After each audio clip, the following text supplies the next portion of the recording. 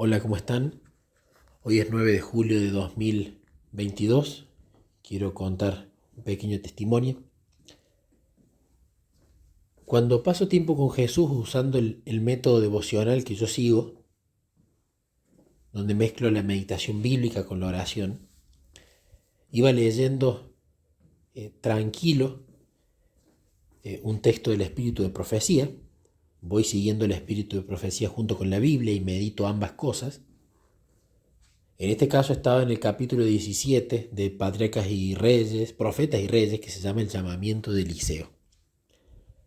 Y muchas veces cuando uno lee en voz alta, le lee a Jesús, ora por lo leído, hay veces que simplemente el texto no nos llega al corazón y otros momentos donde toca una fibra íntima. Y es ahí donde hay que parar y empezar a profundizar, donde el minero encontró una gema, donde ya no hizo ruido el pico con la piedra, sino que tocó un metal distinto.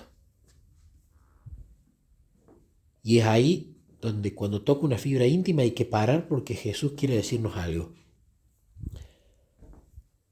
Y justamente leyendo este capítulo, estaba leyendo el párrafo 3 de la página 165, que dice: Eliseo aceptó el llamamiento a servir y no miró atrás, a los placeres y a las comodidades que dejaba.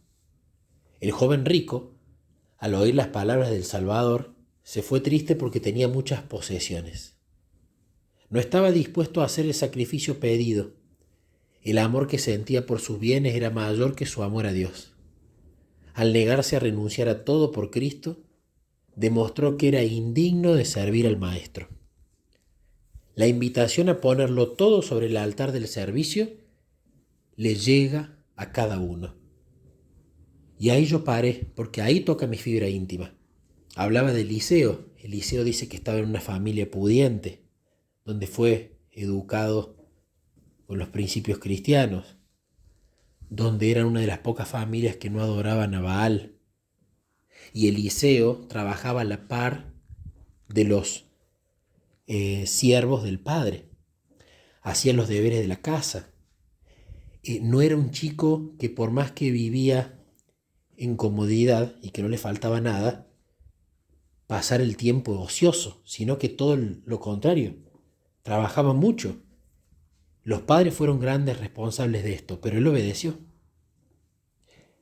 Entonces, Elías fue, le pone el manto y lo llama a dejar todo eso. Él decide dejar esa vida, donde había estado aprendiendo a ser obediente y hacendoso, y se va con Elías. Entonces él deja todo, incluso quema sus herramientas de trabajo de madera, hace una especie de asado con la familia para la despedida. Y quema justamente sus herramientas, las deja inutilizables, para no volver a ser tentado a volver a esa vida. Y deja todo. Y eso fue lo que tocó mi fibra íntima. Y allí es donde empiezo a hablar con Jesús. Jesús, yo tengo trabajo, yo tengo la familia. La verdad es que no me falta nada. Pero no siento el llamado que yo tenga que dejar mi trabajo, tengo que dejar todo y me voy a una tierra lejana como hizo Eliseo. Me voy al África, me voy de repente de viaje a otra región donde no haya sido tan predicado tu evangelio. Yo no siento ese llamado. Al contrario, vos has confirmado en lo que querés que me capacite en mi carrera profesional, en el trabajo, y lo estoy siguiendo al pie de la letra. Has confirmado funciones en la iglesia y estoy tratando de seguirlas al pie de la letra. Entonces no siento el llamado a dejar todo, pero todos tendremos que dejar todo en algún momento, dejar el trabajo e irnos.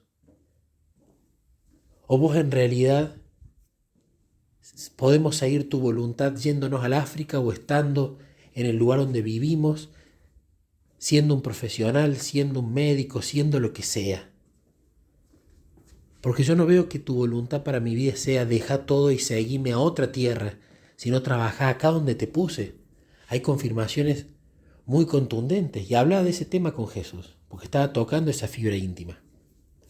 Incluso le decía, económicamente me has beneficiado y yo con eso ayudo al resto. Y quiero que dirijas para qué querés que utilice el dinero que vos provees para ayudar a personas que no te conozcan, personas que te conozcan pero estén en necesidad, en lo que vos necesites.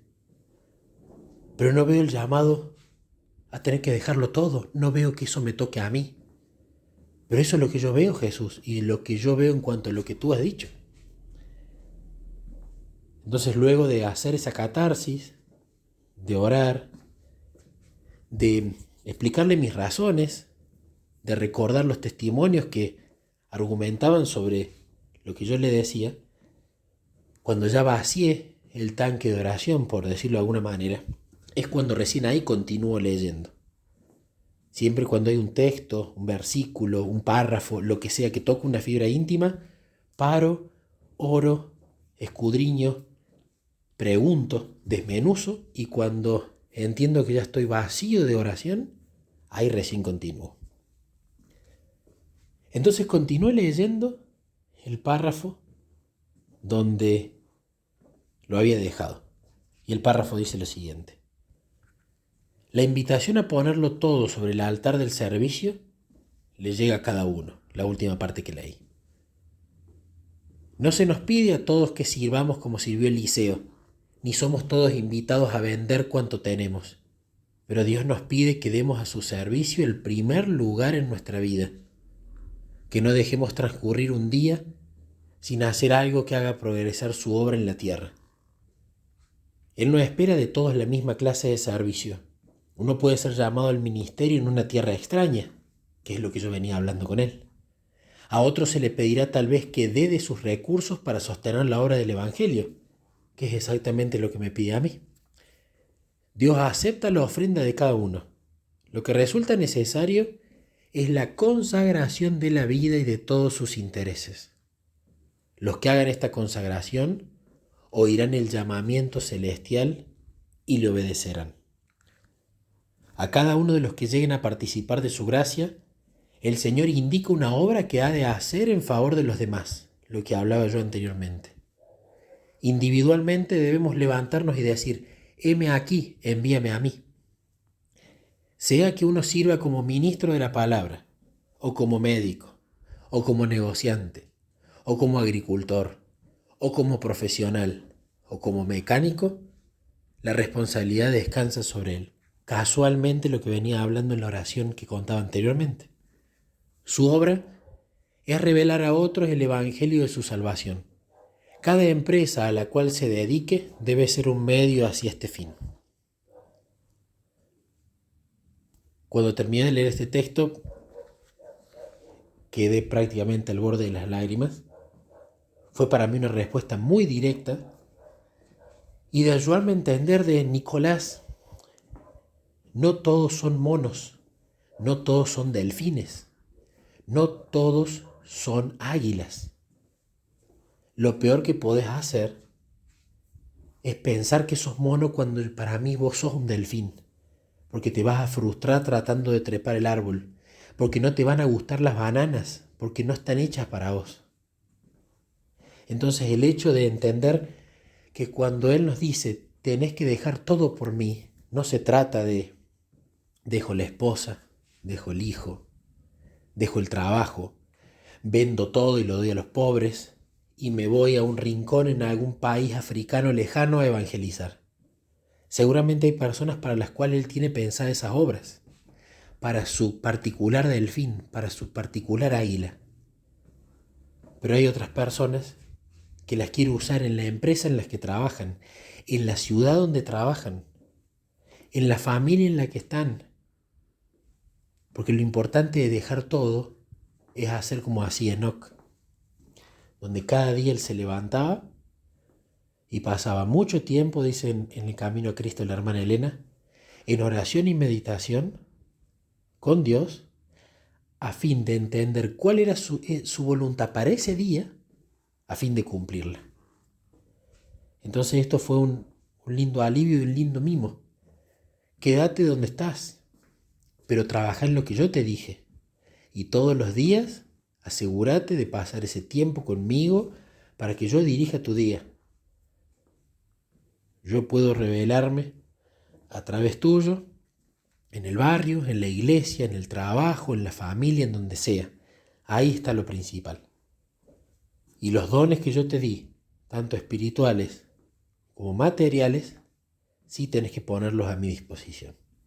Entender esto fue de gran alivio, porque muchas veces en mi vida me ha pasado de querer ser lo que no soy, o de querer ser lo que incluso el resto piensa que debo ser. Pero Jesús habla distinto. Yo quiero llevarte a ser lo que yo quiero que vos seas, no lo que a vos te parece que tenés que ser, ni lo que al resto le parece que tenés que ser. Y dejarse guiar en esa dirección. Seguramente se necesitan muchos misioneros en tierras lejanas, por supuesto. Seguramente se necesita mucha más gente consagrada a la obra, por supuesto. Pero no hay peor cosa que querer ser lo que Jesús no quiere que seamos. Entonces esto me da mucha tranquilidad porque es una confirmación más de dónde me quiere Jesús trabajando, de dónde voy a disfrutar más, de dónde voy a poder ser mejor gracias a su gracia. Y no en dónde me parece a mí o a los demás que yo debo estar.